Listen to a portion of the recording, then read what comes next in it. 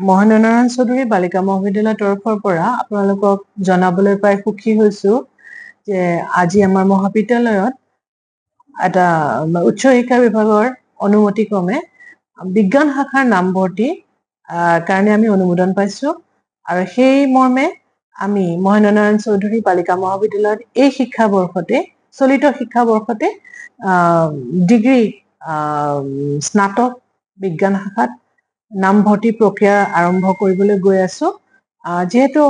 ইতিমধ্যে মানে ৰেজিষ্ট্ৰেশ্যনৰ কাম হৈছিলে সমৰ্থত তো সেইকাৰণে এতিয়াও আমাৰ হাতত অলপ সময় আছে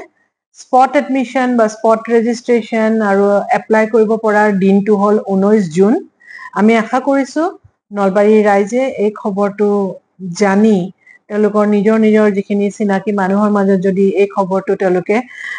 প্ৰচাৰ কৰে আৰু আমি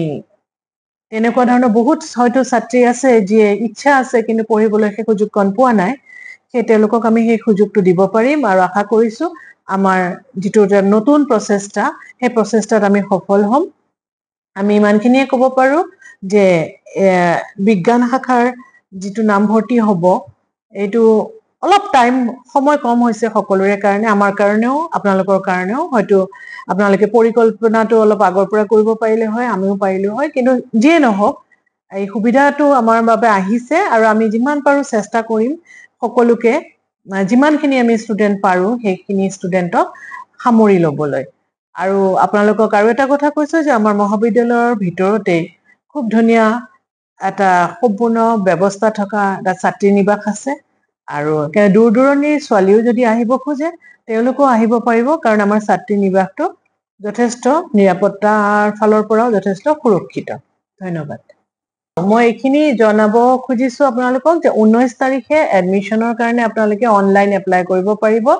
সমৰ্থ পৰ্টেলৰ যোগেদি আৰু এই বিজ্ঞান শাখাত আমাৰ ফিজিক্স কেমিষ্ট্ৰি মেথছ বায়োলজি আৰু জুলজি এইকেইটা